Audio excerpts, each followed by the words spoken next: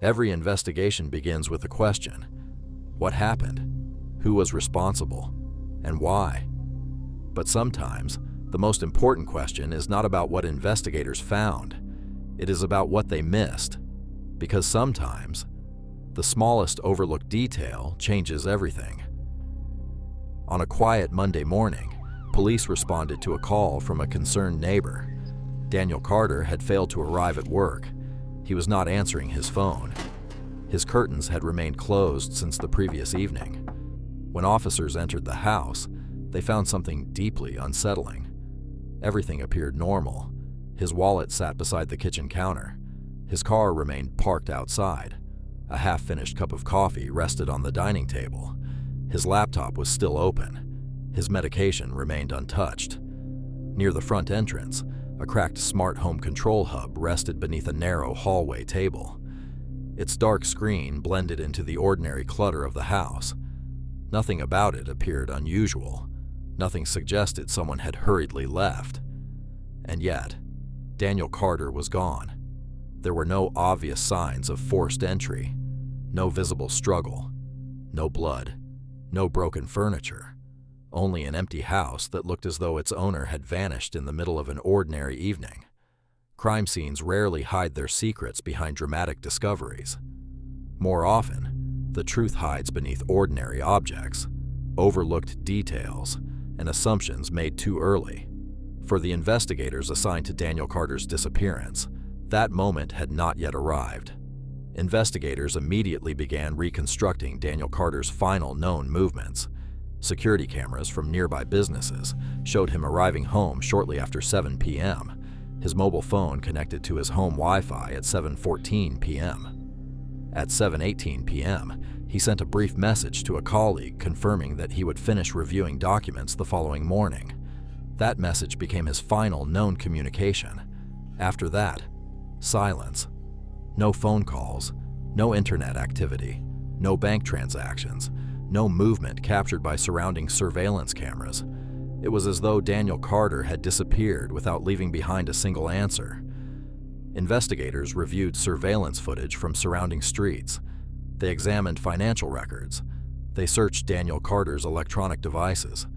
They interviewed neighbors, colleagues, friends, and everyone known to have spoken with him during the previous 24 hours. Every new lead appeared promising.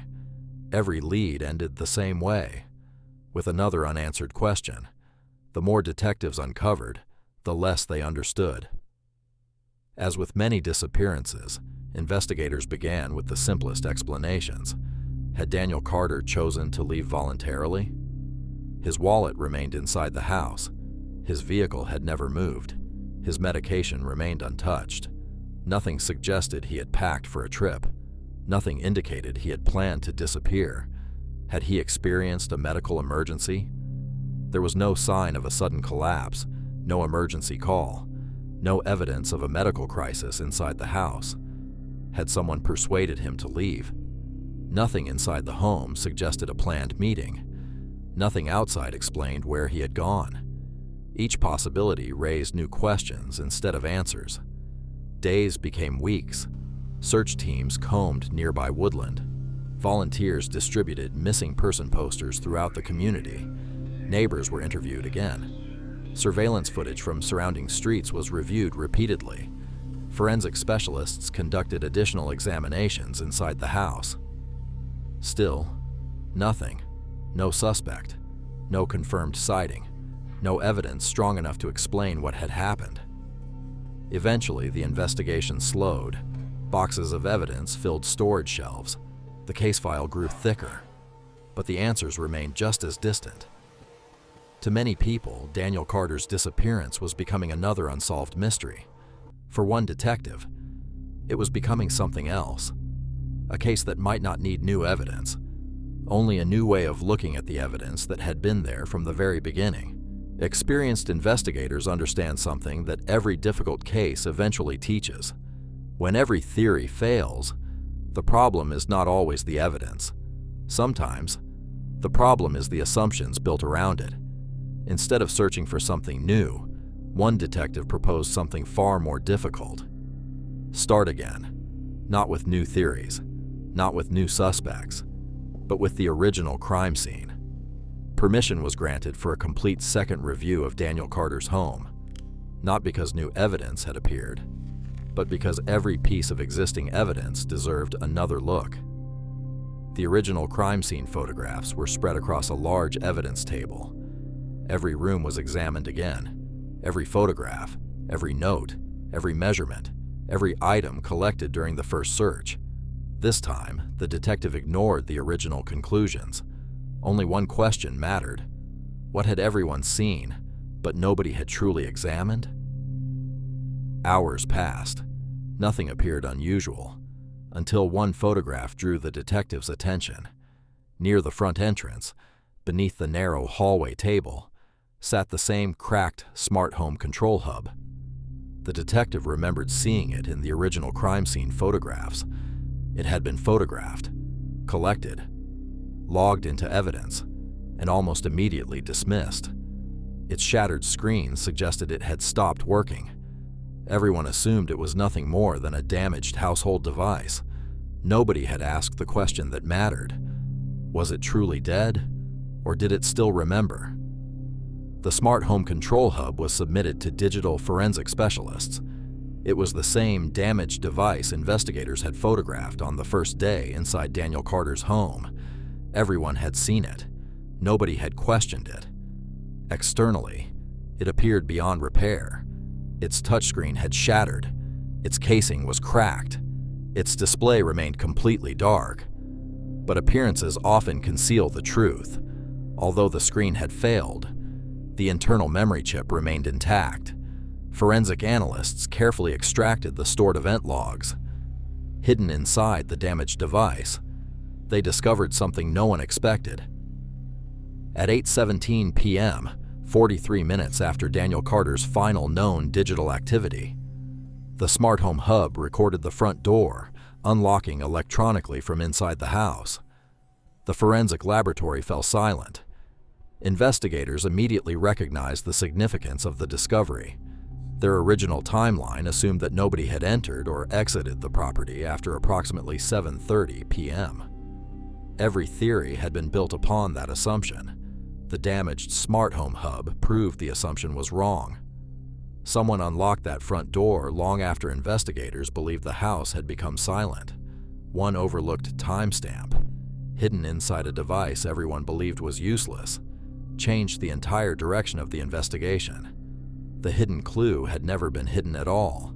It had been sitting in plain sight from the very beginning. The detective team returned to the evidence. The timeline was rebuilt from the beginning. Every recorded movement was reconsidered. Every assumption was challenged. Surveillance footage that had previously appeared insignificant was reviewed frame by frame, several streets away. A security camera captured a vehicle driving through Daniel Carter's neighborhood shortly after 8:20 p.m. Investigators had reviewed the recording before. At the time, it seemed irrelevant.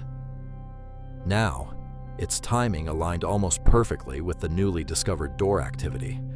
Witness interviews were reopened.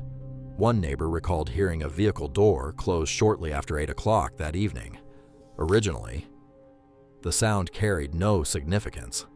Now, it fit the reconstructed timeline. Digital forensic specialists reviewed Daniel Carter's phone records again.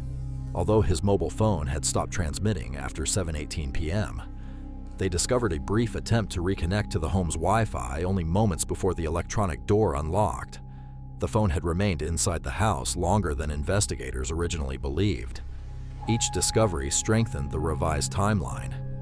Piece by piece, the investigation corrected itself. The evidence no longer supported the original theory. The original theory had to adapt to the evidence. The hidden clue had not solved the case by itself. It had exposed the single flaw that prevented investigators from seeing the larger picture. Once that flaw disappeared, every other piece of evidence began fitting together.